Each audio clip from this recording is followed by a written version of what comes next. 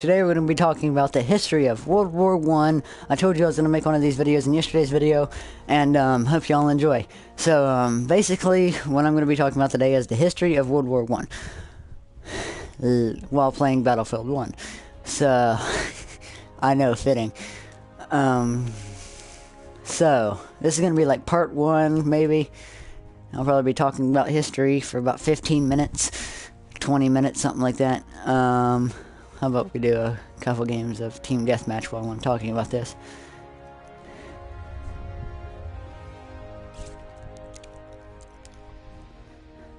Okay, so World War One. This but I'm gonna link it together. We're starting in like the 1400s, 1500s. Exploration and expansion. Well, anyways, tongue-tied here. Britain, Spain, and Portugal were the main three people. Well, basically Spain and Portugal that were competing against the majority, really. And so when they were expanding, the line of demarcation was made, which is basically a great invisible line between basically South America and North America. Like the entirety of that just split in two. Spain can have one side, Portugal can have the other. And that is why if you ever visit Rio de Janeiro, they will be speaking mainly Portuguese. So, and like Argentina stuff, that's like kind of Spanish, Argentinian. So, now that we got that explained, this may not sound like it links to very much. Amerigo Vespucci. He was a famous writer on a ship that actually explored the Americas and went around them and stuff. So, he just wrote about all the things he saw, and that's actually, America is actually named after him. So, cool fun fact for you. And there was also another guy, his name was Magellan. He basically was the first person to sail around the coast of South America. I'm pretty sure. It's been a long time since I've done this, and I'm like freaking tired right now. So, he's known for that. And he was basically he was the role model for everybody. Well, ever since Columbus. Columbus, if you don't know about him, he was basically the person that thought he thought he discovered a northwest passage to Asia, but he actually found the Caribbean. He actually did not find the Americas, or America per se. The Vikings actually did in about 1000 AD. So, for anybody that thinks that, you're wrong. Because it was the Vikings. And now that leads us to the French Wars of Religion. Or not the French Wars of Religion, the French Revolution.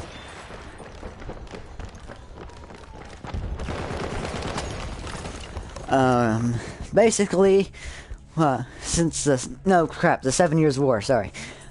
Okay, so the 7 Years' War was succeeded by the Austrian Wars of Secession, which started because Maria Theresa of Austria, her father was killed and she was the heir to the throne, and then no one liked her. So she was basically like, I don't know. I really don't know how to compare her. And then, well, once all that was done, in 1763 there was the Treaty of Paris signed, which was actually ended the Austrian Wars of Secession and the 7 Years' War. So, after that, since the 7 Years' War was fought on 3 continents, mainly between the British and the French. The French lost this war, and they lost a crap ton of land to the British I don't know why. I guess I thought it was like some sort of punishment or something for France. But when they and they had a bunch of war debt because it was a really big war, 3 continents, and the French was involved in all 3 of them. If you're in America, it was, they probably referred to that in your schools or whatever you do, or you refer to it, whatever, as the French and Indian War. Basically, it was basically the American Revolution, but instead of the American Revolution part, it was the French. And then the British had all the Indians. They, whatever, to kill basically the colonists and, well, some of the colonists that joined the, crap, not the French. Never mind, just excuse what I said. And then there was, in France, there's these 3 estates. The first estate, the second estate, and the third estate. The first estate is like your common nobles, well, not common nobles. Second estate is clergy. Then, our side is in the lead. The third estate was basically the middle class, per se. Really, in our society right now, it kinda isn't the... because it had doctors, lawyers, merchants, stuff like that. It was basically everyone that had a job and got paid for it was in the third class. Our team is in the lead. But for some reason, since it's called the Relics of Feudalism. The Relics of Feudalism was those 3 estates.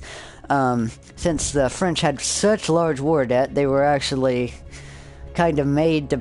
The third estate already had taxes on them, since the first and second estate never pays taxes. And then that war debt tax came on them, and they were like really freaking mad about it. And they couldn't change it because every estate had 1 vote. Since the first and second estate never wanted to pay taxes, it was always the first and second estate voting against the third estate, which they saw was unfair and like kind of cruel. So at their National Assembly, they tried to fight it, but they were actually locked out of their National Assembly so they couldn't even change anything. They couldn't even meet with the other 2 estates.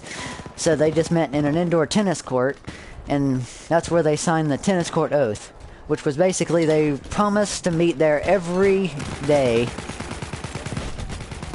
until they were actually able to get something signed or draft a constitution, per se. And once they were able to do that, they like disbanded of sorts. Well, they didn't disband. On July 14th, 1789, they actually stormed the Bastille, because the Bastille was actually like POW camp is basically what I can call it. POW prison, something like that.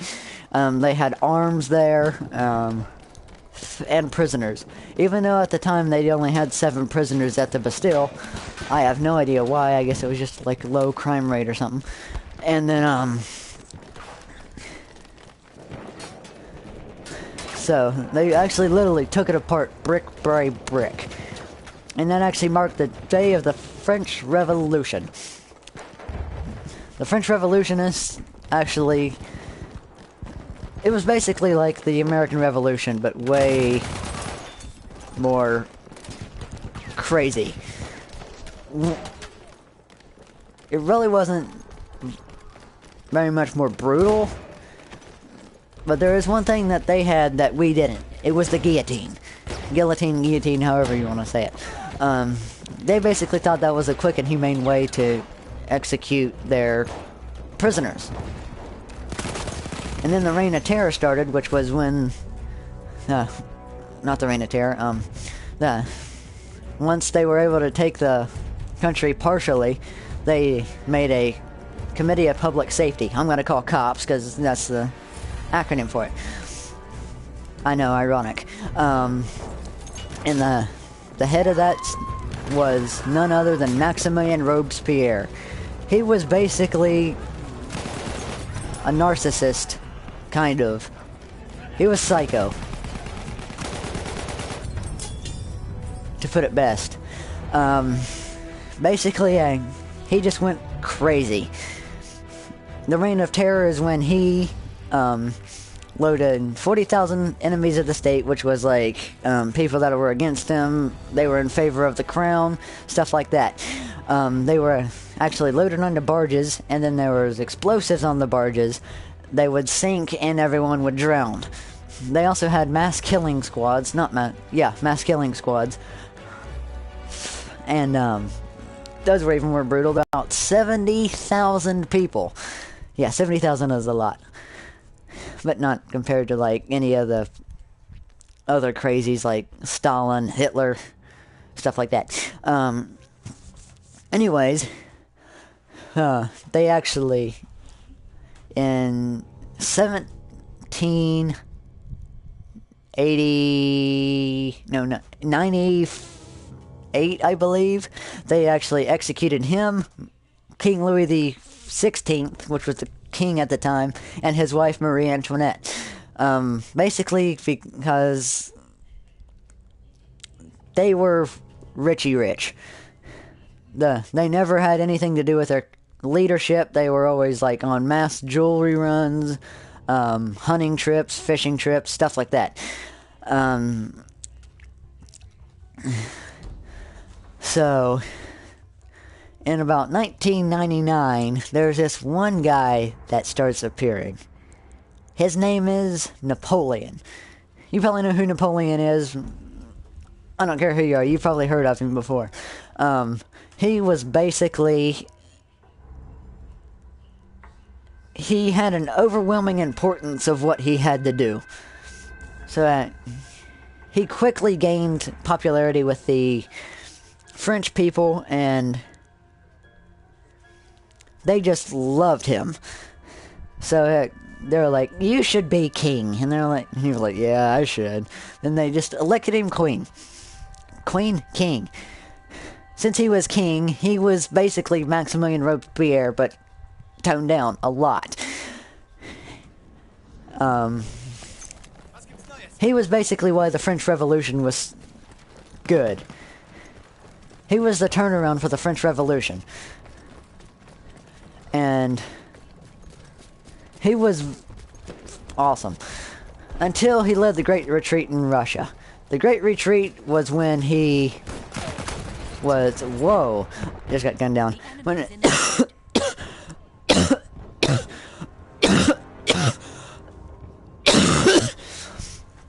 basically, he had two main targets. Russia and Britain.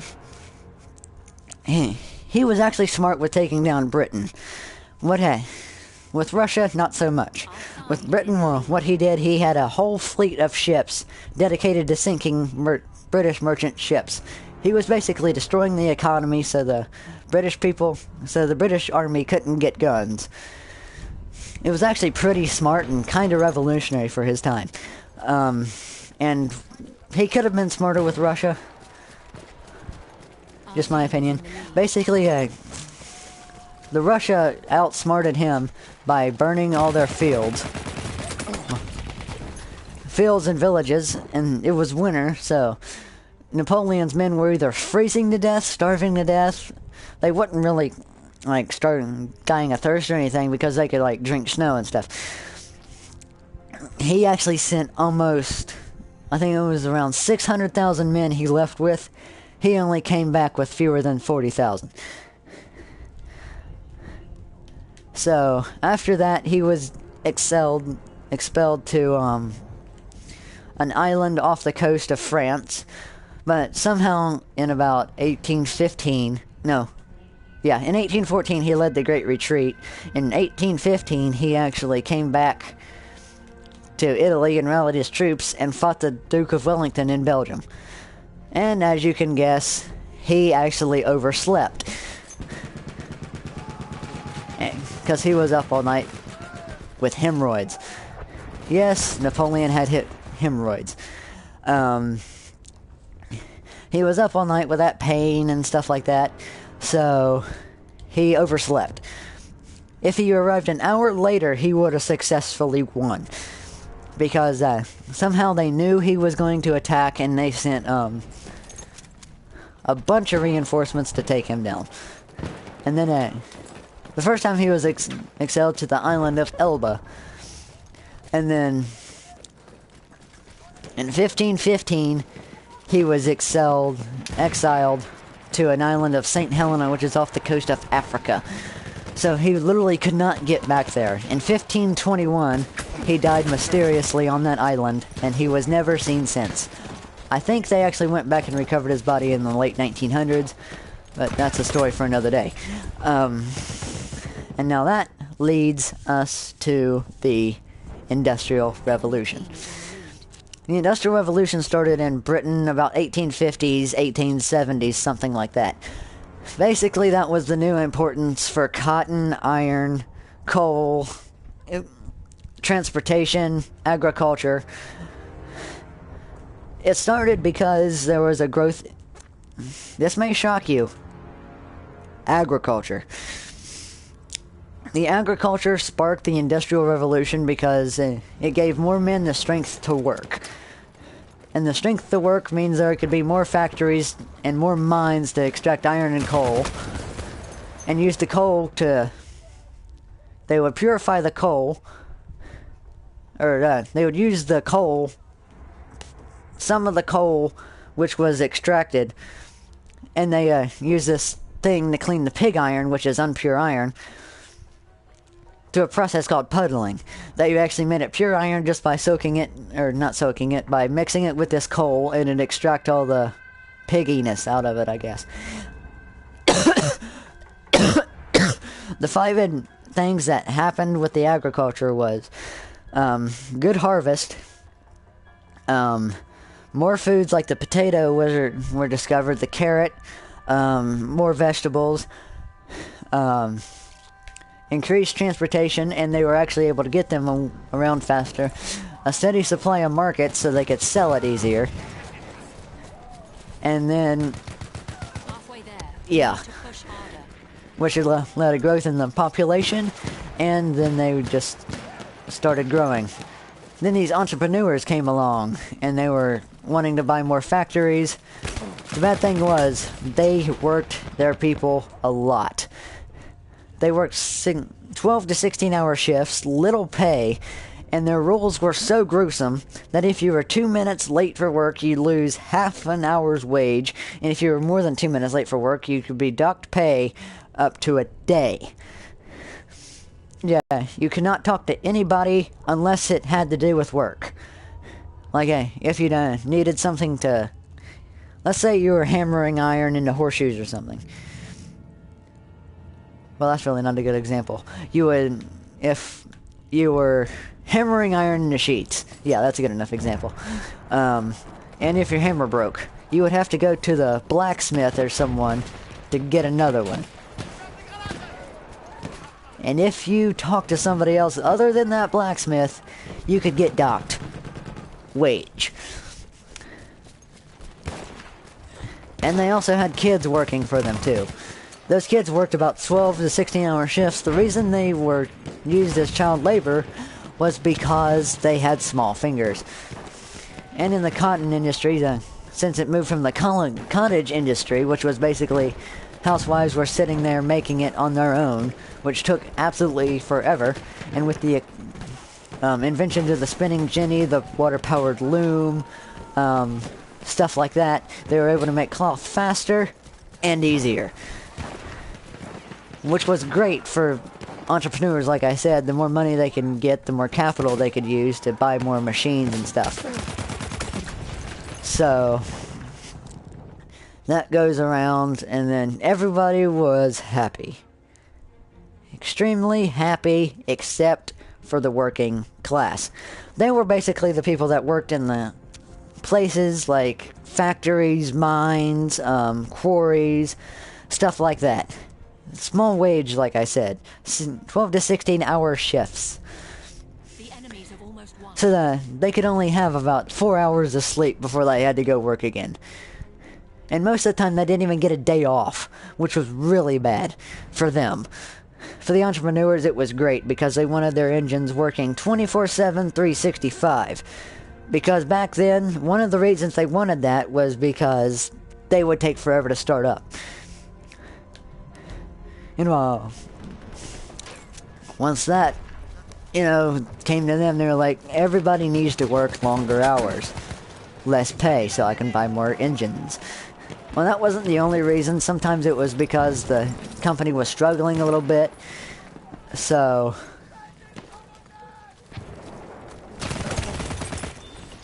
I think that's like my first kill. And then the Industrial Revolution sparked basically the second scientific revolution, which was basically with Darwin's theory of evolution, in my opinion, is flawed horribly. Realism and romanticism. I know, Industrial Revolution actually led to romanticism and realism. Romanticism was basically Romeo and Juliet in paintings. Like, painters were actually able to show feeling in their paintings. But about 5 to 10 years later, realism came along, which really wasn't good for the romanticists, because it was basically the harsh, cruel reality in art.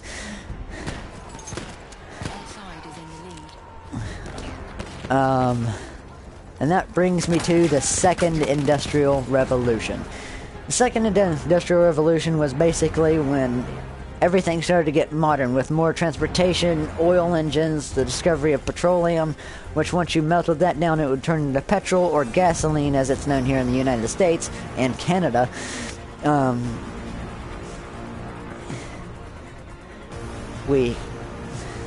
Stuff like that. In the 1860s, no, not the 1860s, and around then, the Second Industrial Revolution really sparked from like the 1880s to 1914, which is the start of World War I. So we're getting close to the start of World War I.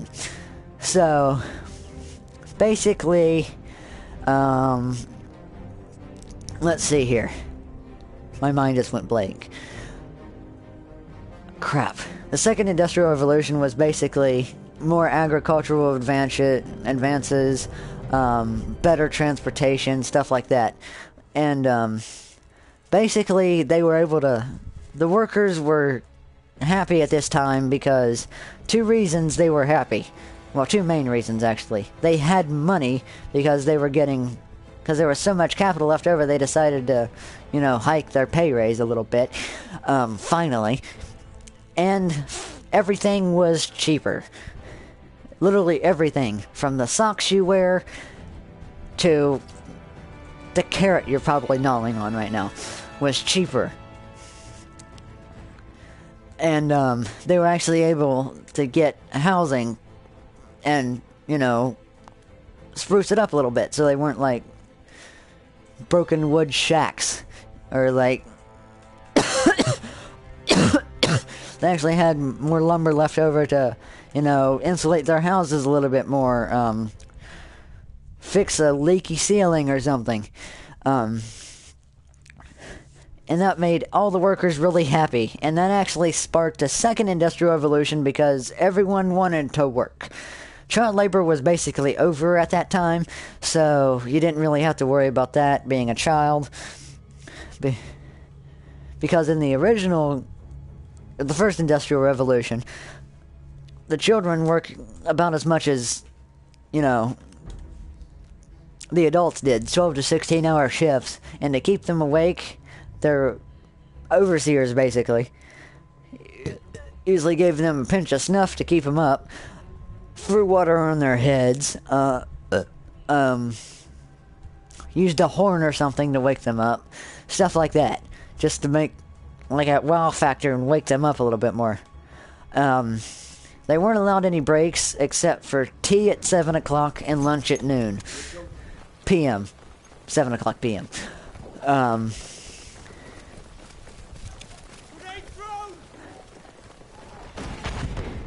About that time, the child labor stopped. And then you start to see some alliances that formed after the 7 Years' War and stuff start, like the Austria-Hungary, the German, which was basically when Prussia and Germany, or the German state, basically, at that time, were like, hey, you want to be friends? And they were like, sure. And then they combined into one country. So, and that brings us to 1914.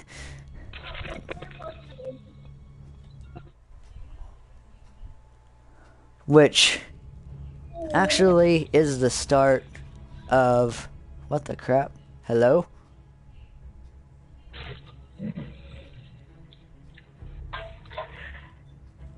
Why can't I hear somebody? Yeah, yeah. Who is this?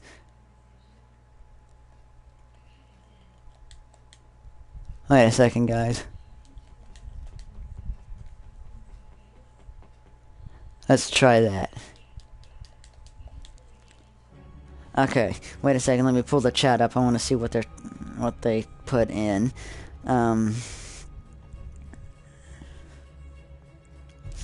Okay, so World War I started with the assassination of Archduke Franz Ferdinand, which was basically the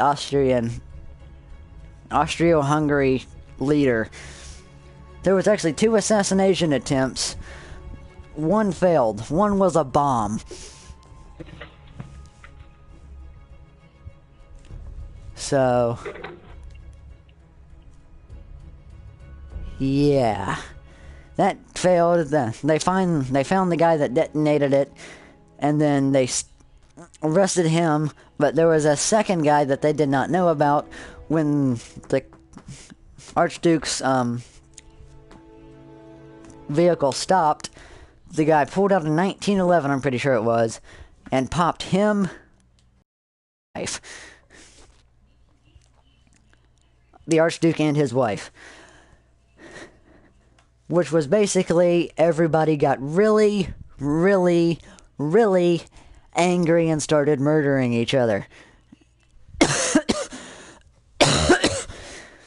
So, that's good.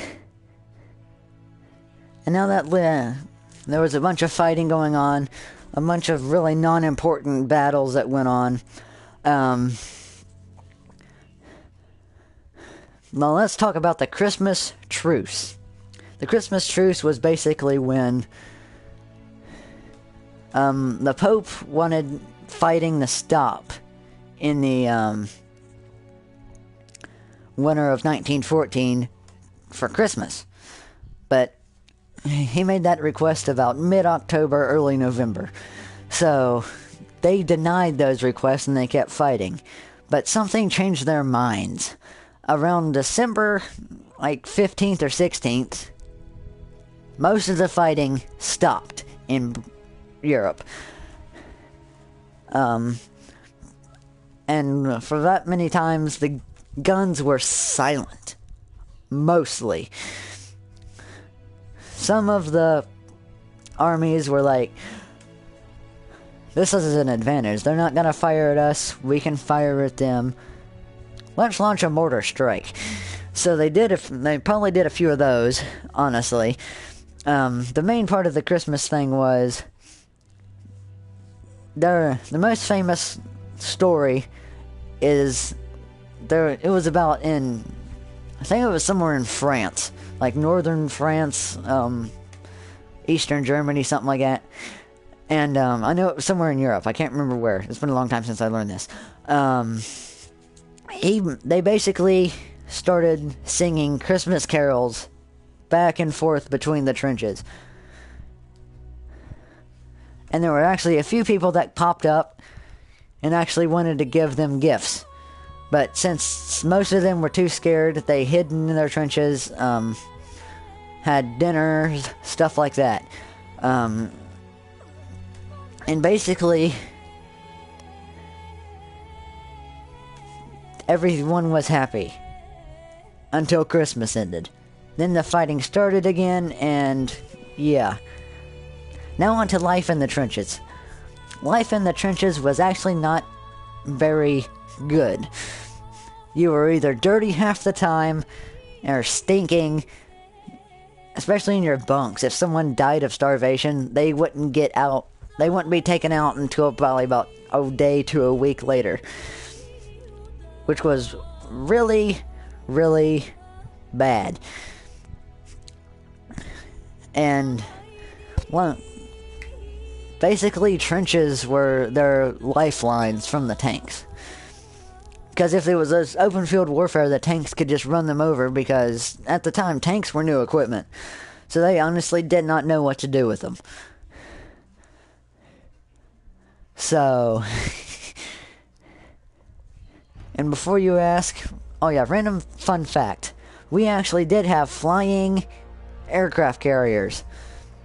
It was said that the USS Akron and the USS Hindenburg were once two of those. They were really big zeppelins that were able to hold, like, I believe 12 to 6, no, I just know they were able to hold planes.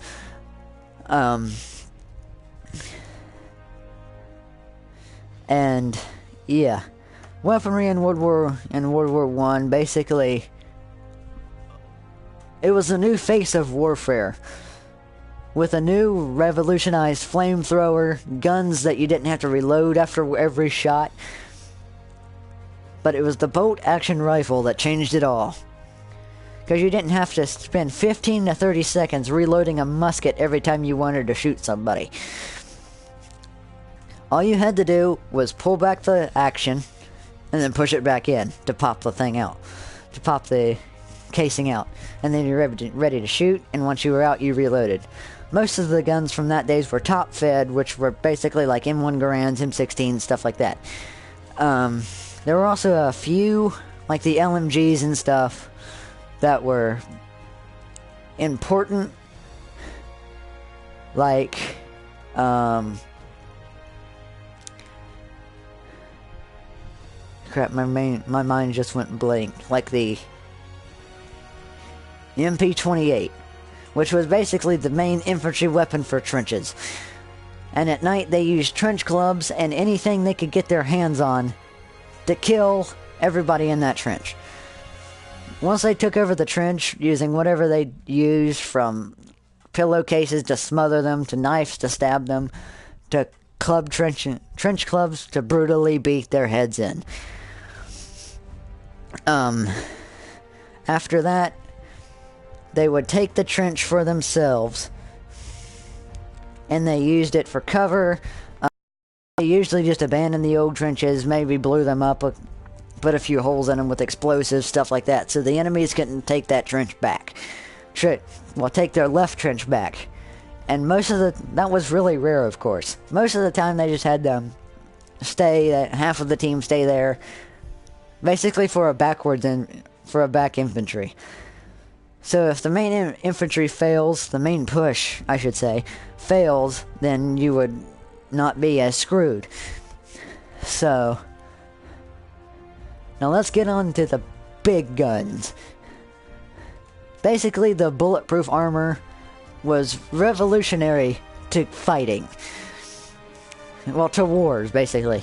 It was really heavy iron or steel armor that were usually held on to you by leather. They were either wrapped around iron, or they were held on by really, really hard leather straps. And there were only a couple special force teams. They were basically SAS of World War I. Because they had that armor, they had really big machine guns that had one of the most fulfilled clips, or magazines of them all, which was about 100 to 120. And they usually carried about a secondary gun, maybe a pistol and a trench club, few grenades, C4s. They were basically your juggernauts of the day. And now, tanks. Tanks were basically the holy crap of World War I. That was one of the two reasons the trenches were made. The other one was the biplanes. Because the biplanes actually could drop bombs, even though it was really kind of dangerous. They had machine guns. Some of the planes had 2 to 3 machine guns. Some of them just dropped things. You know. Okay, now brings me to tanks. Tanks were 6-man operated. They had a main 50 cal gun. Well, I'm comparing it to then. 2 20 millimeters on each side, and sometimes, but not really, or rarely, there was one or two one right next to where the captain sits. And then there was a commander, so it would basically be a team of 6 driving the thing. And the tanks were basically really, really good. Because they could move kind of fast, but their engines were really bad. They were crank engines. So, you had to crank them a couple times to get them started, but once they got started, they were pretty good. They actually needed 6 to 8 spark plugs to start them up. Or 4 to 8 spark plugs, depending on how heavy the tank armor was. The tank armor really didn't need to be that heavy. It was basically just to more protect from anti-tank grenades later in the war. Or early and later in the war. Most of the light armored tanks were light armored because most of the bullets from the guns that they had in World War I were basically really, really bad. Like, I'm talking not even able to pierce armor half the time bad. That's why most of the armor on the Juggernauts was only about less than an inch thick. It was never thicker than about an inch and a half, though.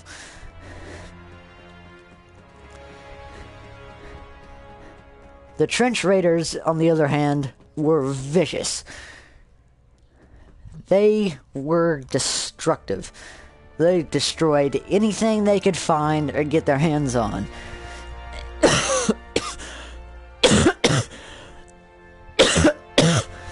Okay. Sorry about the coughing fit, guys. What happened was they were basically... how can I relate these guys to? They were basically really, really good at melee combat, or close quarters combat. They were basically like the Jackie Chan of World War I.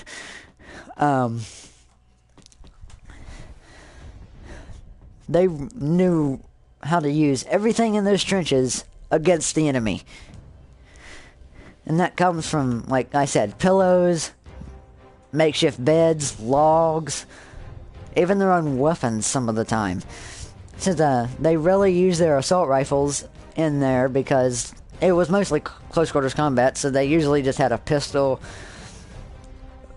Well, they had a gun, like a primary gun with them. But they never used it in the trenches very much because it was all close quarters. The trenches up in the mountains, however, were actually kind of spacious. Since the tanks really couldn't travel uphill very well, they were actually able to put a bunch of turrets, anti-aircraft guns, stuff like that, up on the mountains so the tanks couldn't get them easily. They could still get them if they were in short enough range where they could actually hit it, but most of the time it was just assault or infantries hitting those trenches, which were basically like little hidey holes, kind of. And occasionally, like a map in World War I, in Battlefield 1, for example, like the map I was playing on at the beginning of this video, they had many fortresses like that, which were really heavy duty. I know this is probably boring for y'all just sitting here listening to me, but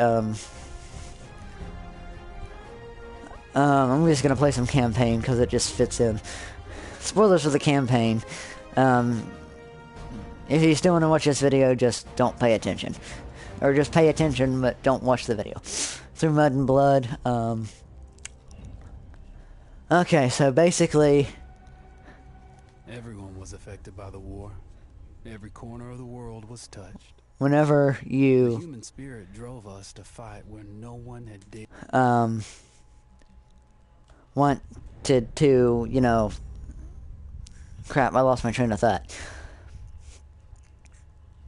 when you wanted to raid the trenches, the best thing for you was to try and sneak around the enemy trenches, or raid them extremely quietly at night to get up to the hill trenches, which were really, really awesome to get because they had higher vantage points. And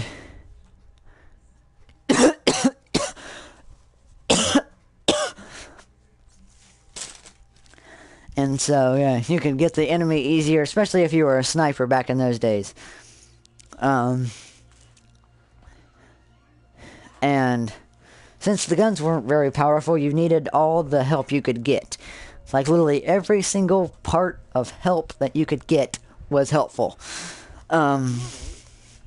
When you were basically like... Wow, these are incredible. The SAS. It was an incredible time. Because there really weren't very many suppressors back in World War One. Very handsome in that uniform. That's not me. The only suppressor they had Of course. was Sorry, Dad. Take just as long as you need. No, he's their okay. clubs.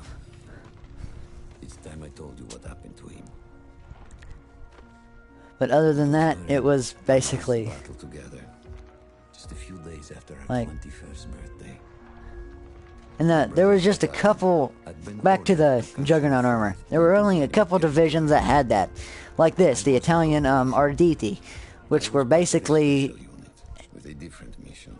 a whole infantry of Juggernauts. Our task was to support Like this armor that he's putting on right now, We were a proud unit. that is actually kind of realistic. Changed the war for Italy. The Arditi. Avanti Sovea. So, for the final topic of this video, the guns. Or why it was the bloodiest war. Which was basically just because of the Fight up the mountain and advances in guns, not enough armor advances. Story makes me worried for you. You know, like... full suit of armor. Besides, the Arditi were proud volunteers.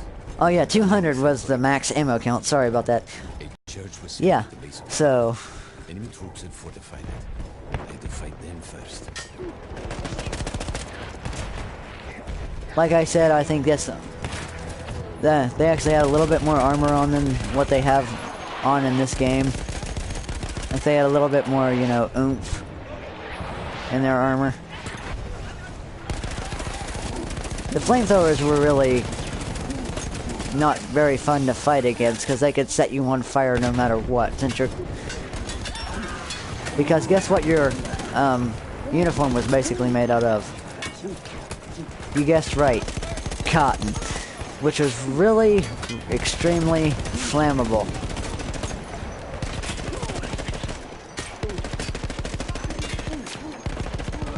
This is not really realistic. I shouldn't be taking that much damage.